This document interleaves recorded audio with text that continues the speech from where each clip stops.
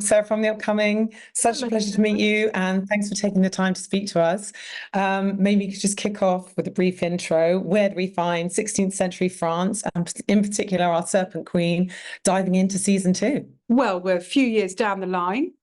Her son is now king. She has to navigate a religious uprising, and she has to navigate Queen Elizabeth of England. Moving forward, we're now in a situation where she's much older, but her problems have only increased. She's trying to protect the country and Europe and religious war, trying to prevent religious war, and also look after her children as a mother, as a monarch, trying to look after the personal stuff.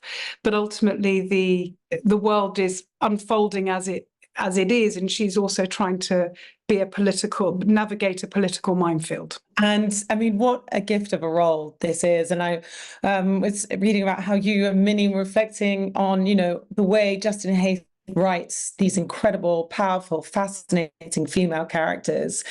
So much to get your teeth into. So what most excited you about playing Catherine, I guess returning to play her? I believe in the beginning you almost approached it a bit like a mafia kind of woman. So what do you like most about playing Catherine? Well, I think traditionally, whether you're watching films like Goodfellas or, The Sopranos, the roles written for men are so incredible in society, and they always have been amazing roles written for men that are complex, nuanced. They get to explore, as actors, they get to explore such incredible depth and range of emotions, and women are often, we have to be the wife, the girlfriend, or the manipulator, or the baddie. It's like cats in films are always bad. I love my cats. They're not, they're, you know what I mean? It's like there's a stereotype. And I think what Justin does with this, and why I'm really, really proud to be working for Stars and Lionsgate, is that they really support and invest in female stories, historical women, real people that did the most phenomenal, interesting, complicated things, and they haven't been celebrated either in schools, colleges. We make films, big films about Napoleon, gladiators. It's very rare that they did make movies, Elizabeth and the Golden Age, but it's very rare we get to celebrate formidable women of history. And what's brilliant about this show is it does that. And because of the length, how many episodes we get to really go deep into the inner workings of the mind of such a brilliant woman. So I was so lucky to be offered the role, and I relish it. I love it. I care about everybody. I love us all. We work so hard. Everybody on the show is phenomenal, from the crew to the brilliant cast we have this season, and Minnie coming and joining us and being so dedicated and brilliant. And I don't know how much of it you've seen, if you've been able to see it, or you have. I mean, she's so phenomenal and funny and vulnerable, and wow. And Rupert Everett in season 1, and he's come back and just, maybe I'm biased, but I think we've hit the sweet spot of it's a period film. So period show, I call it films because it feels like we're making 8 films. It doesn't feel, episodically television-y in that way. But I don't know, I just feel that the depth that everybody brings to it is it's just brilliant.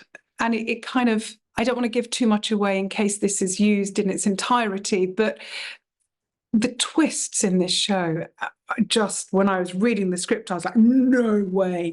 And then I was like, Justin, did this bit really happen? He's like, oh yeah. I was like, you are joking me. The gloves really happened.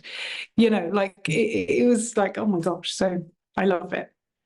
And actually coming to Minnie in particular, I mean, her take on Queen Elizabeth I is absolutely phenomenal. And she really finds those kind of comedic edges. I mean, she's always been such a fantastic comedic actress. Having to be a bit creative with that, what was it like working opposite her? Well, working with her was a joy and something I've always wanted to do, because often I get to work with brilliant men, whether it's Sean Penn, Johnny Depp, Tim Robbins, or Tim Roth. Like the men I've worked opposite have been formidable and brilliant. But it's rare I get to work with the women. And sadly, in the Golden Age, I didn't get to have, when I played Mary Queen of Scots, I didn't get any scenes with Cate Blanchett.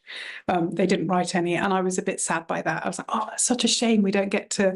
But in Serpent Queen, Mary Queen of Scots and Queen Elizabeth, they do meet in our show. So they do have those juicy scenes. So for me, getting to work with Minnie was something I've always wanted to do. And I had to pull myself up, because I'd find myself just captivated by her. And I'd start watching her when it was, her close-ups and things like that, and I'm like, oh, I'm in the scene too. I've got to remember, it was she's wonderful. She just, when I saw it, it just blew me away. But I feel that also about a lot of the cast, that it isn't just kind of Catherine that has been, the character has been developed further. Every single role has such care and attention to detail and storylines that are phenomenal. Like, everybody's given their bit, And in terms of the themes that come out of a show like this, I mean, of course, it's a period set piece, but I think there are always elements which can really chime with the contemporary audience. And it is quite incredible to imagine this period of time where women didn't even have, any agency or legal rights. And then here were these two heads of state who actually held all of this power. So there was this massive discrepancy in those two things. And it really does make you think about, in some ways, we've progressed, in some ways we haven't. So, what do you think we can reflect on in that respect? Well, I think female rights across the globe are shocking. The rights of women, and governments and the United Nations and the World Health Organization, people are trying their best for, equal rights. I mean, we don't even have kind of fair pay in the UK. When you think about it, it should be, if two people are stacking shelves in Tesco, doing the same amount of hours, the same job, they should get the same wages. Do you know what I mean? And the fact that we don't have pay equality is shocking. My mum years ago, when she wanted to divorce my father because she'd left because of domestic violence, because she'd left the family home, she'd made herself homeless, so she wasn't entitled to accommodation, and back then, there aren't enough women's refuges, but certainly back then she had made herself homeless. And also, when you think about statutory rape in certain countries, it's still, the mind boggles at the kind of the lack of rights for women and girls globally.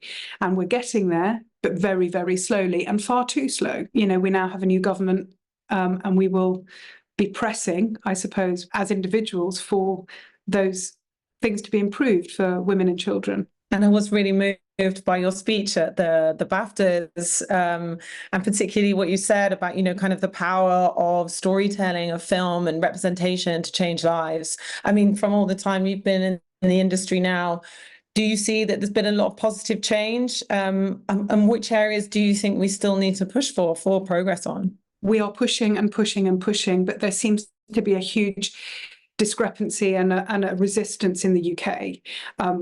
And it might look good on paper, but seriously, we have some serious problems in the UK to female directors, female writers, and the female story. And it's shocking. It's absolutely disgusting. And not just female stories, but individual stories that are more, if you like, commonplace. Because we like making films, male films about murders or, serial killers or sex pests, or, I think the male story is just so supported, and not so much in television. I think in television, but in cinema, it's a real problem in the UK.